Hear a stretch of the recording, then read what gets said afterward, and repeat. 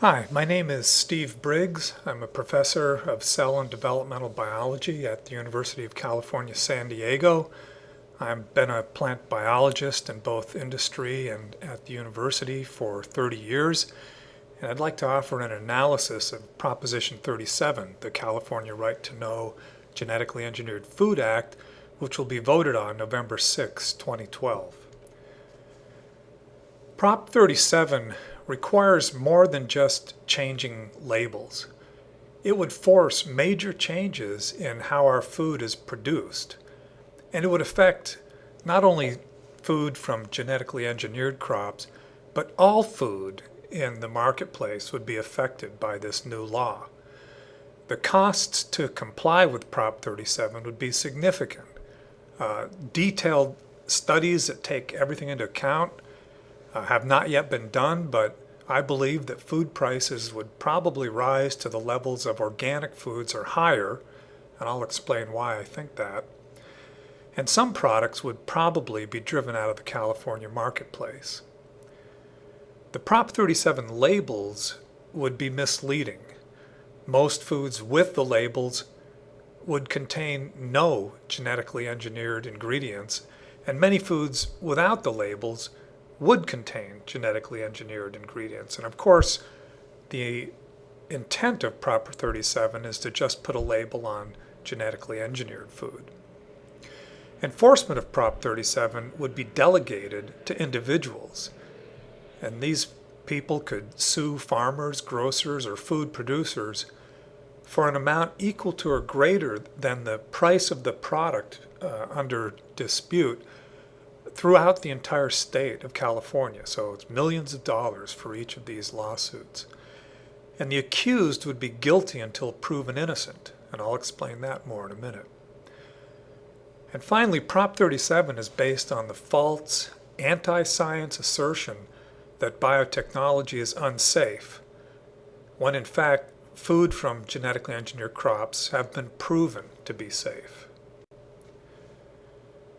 Now, all these groups shown in this list have come out recently as well as many years ago to say that genetically engineered crops are safe to grow and food from them is safe to eat. This includes the National Academy of Sciences, the American Medical Association, the World Health Organization, the American Association for the Advancement of Science, many others. And these are not just opinions, these are conclusions, and they're based on hundreds of safety studies. And there's not a single instance of illness or harm from eating food from genetically engineered crops. Farming with these crops protects the soil and reduces water pollution because of less need to till the land. Insect-resistant genetically engineered crops have reduced the need to spray insecticides, and this protects farmers, the environment, and the consumer. And given a choice, farmers everywhere have preferred to grow genetically engineered crops.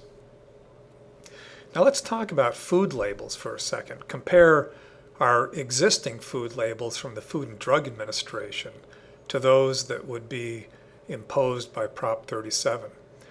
FDA labels identify the ingredients in food, and they indicate the amount or the relative amount that's in the food. So that makes a lot of sense, and I think we all trust these labels and understand what they mean. In contrast, Prop 37 food labels would not describe what is in the food, and this is a fundamental distinction with our existing labels that people don't seem to understand. Prop 37 would not identify any genetically engineered food ingredients. It would not indicate whether there are any genetically engineered ingredients in the food. The Prop 37 labels only indicate whether genetic engineering was used to improve the crop from which the food was made. So what is genetic engineering? First off, it's a natural process of gene transfer between bacteria and plants. Scientists discovered this natural process, and now plant breeders substitute a useful gene for a bacterial gene. so that the genetically engineered plants now have new traits like insect resistance. Each protein in a plant or animal is made from a gene. The protein does the work, which gives the plant its new trait, and plants like corn contain 100,000 different proteins. Now, genetically engineered corn has one new protein in addition to those 100,000, and that protein is the genetically engineered ingredient in corn. Now, these ingredients are proven to be safe for human consumption. Many of them have already been consumed for a very long time by people. Proteins are removed from refined foods like oil and sugar, and that includes all of the genetically engineered ingredient. So most foods made from genetically engineered crops do not contain genetically engineered ingredients. Now, what are the definitions of genetic engineering under Prop 37? There's actually three very different definitions. You should look at the beginning here, though. It's where it says genetically engineered means any food that is produced from an organism that's genetically engineered. So it doesn't say any food that contains genetically engineered ingredients. It's any food that's made from that plant. So Prop 37 is not about what's in the food. It's about how that food was made. Now, this first definition says in vitro nucleic acid techniques and so on. This is the conventional definition of genetic engineering that everyone agrees on. In addition to that, Prop 37 includes these other things.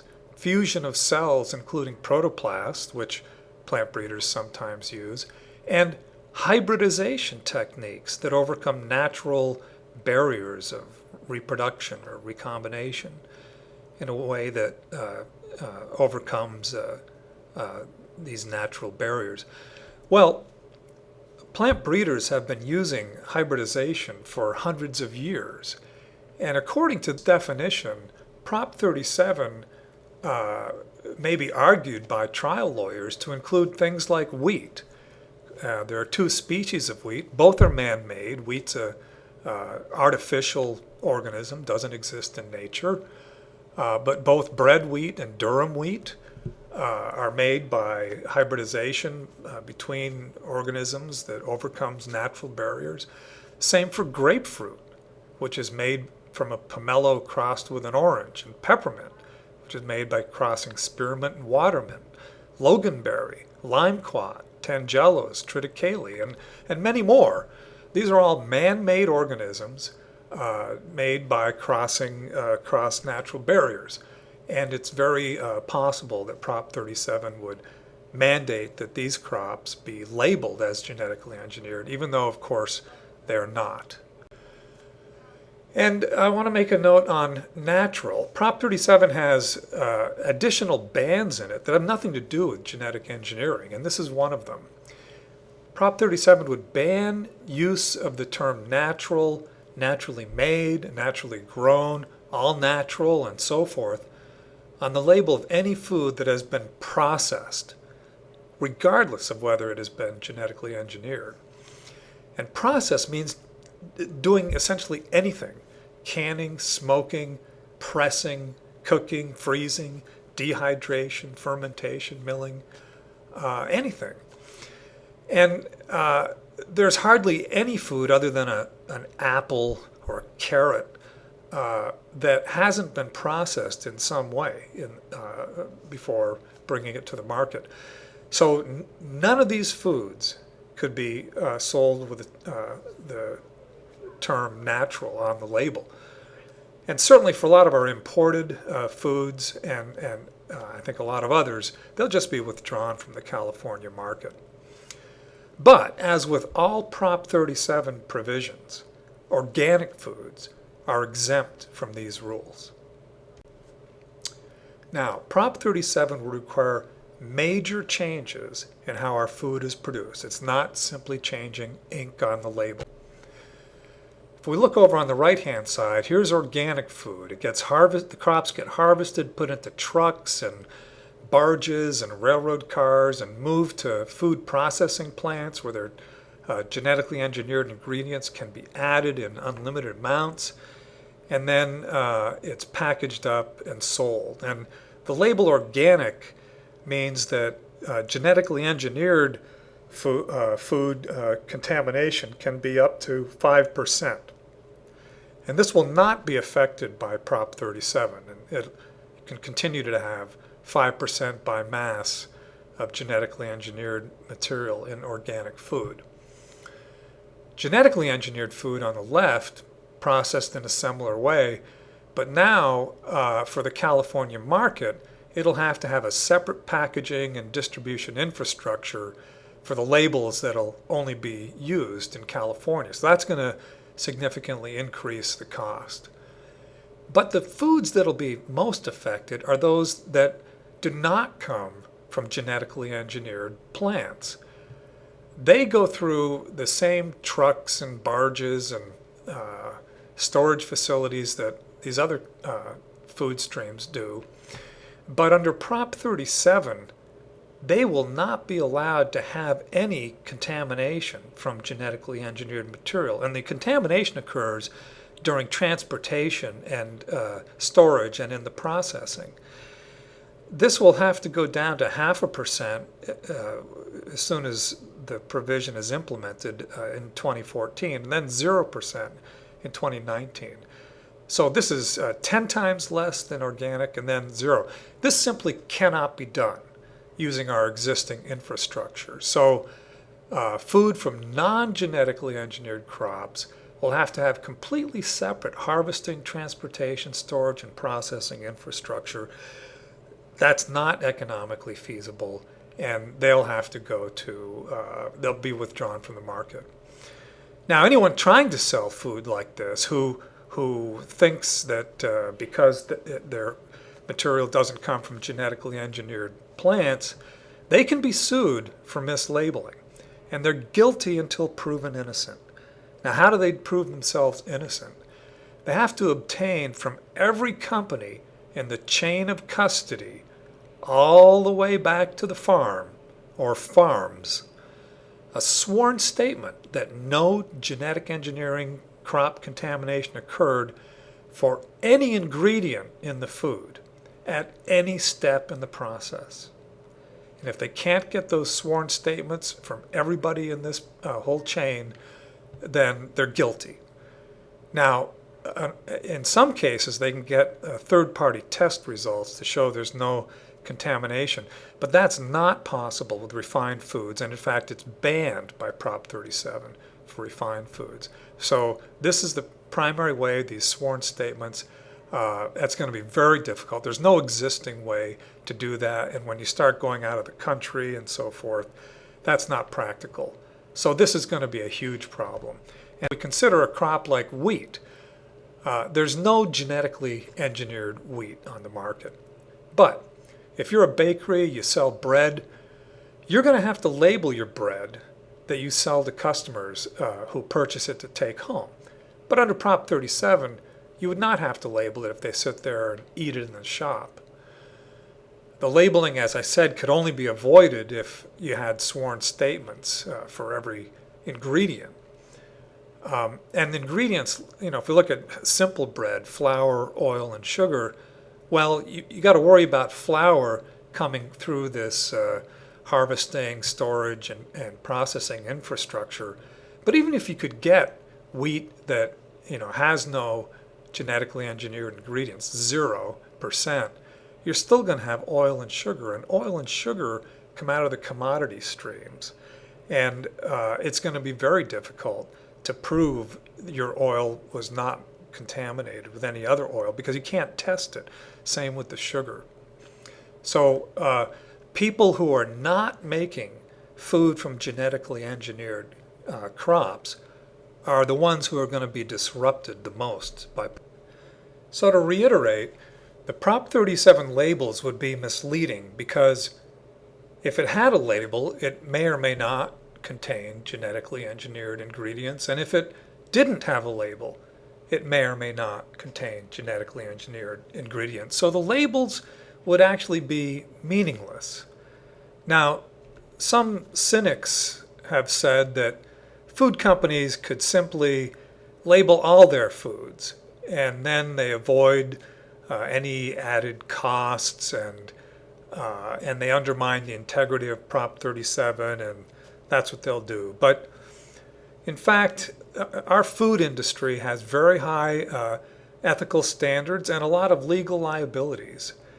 And so they've got a long history of strict compliance with state, federal, and international regulations, and I think it's quite unlikely they would simply label everything, even when they know the food does not contain genetically engineered ingredients.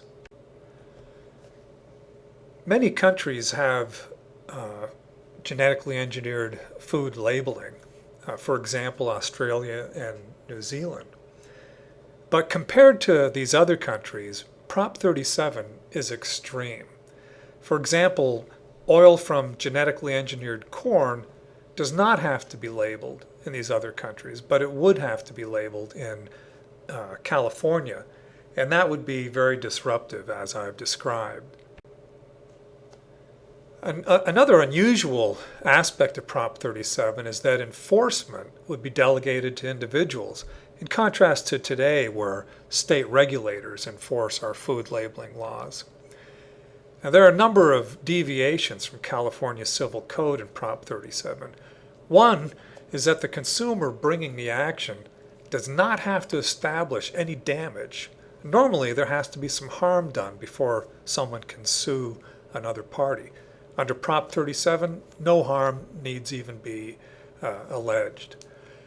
And the damages are very high. Prop 37 says that mislabeled items shall each be deemed to cause damage in at least the amount of the price of each package or product.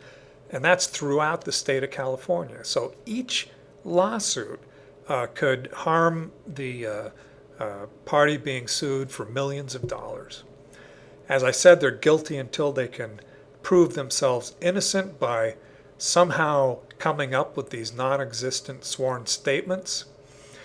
And if we don't like Prop 37 or any part of Prop 37, we're really stuck because the initiative cannot be reversed in whole or in part by the legislature. So in summary, Prop 37 is more than just a labeling scheme. It would significantly increase the prices of both genetically engineered and non-genetically engineered foods. The labels would be not only misleading, it would be impossible to interpret what the label means. And enforcement of Prop 37 would be delegated to individuals, leading to costly lawsuits and contributing to the increased price of our food. Finally, Prop 37 is based on the false anti-science assertion that biotechnology is unsafe.